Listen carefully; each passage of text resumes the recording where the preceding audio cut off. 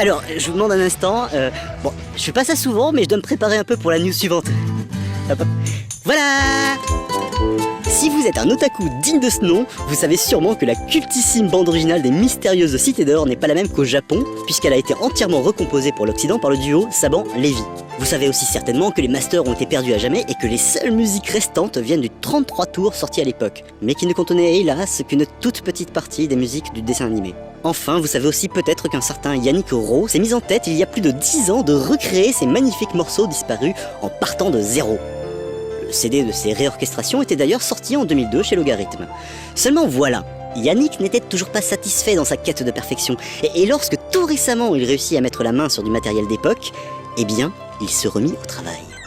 Et le résultat est stupéfiant, les sons utilisés sont extrêmement proches des originaux. Écoutez-moi ça.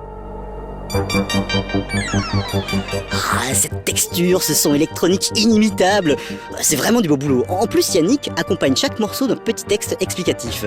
Par exemple, sur ce morceau intitulé Les Enfants du Soleil, Yannick indique un thème souvent utilisé en fin d'épisode.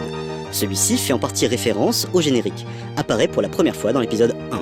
Et en plus, il propose tout ça gratuitement sur un tout nouveau site, legrandhéritage.mu. Oui, .mu. C'est le premier site hébergé chez l'Empire de Mu. Au revoir, à bientôt.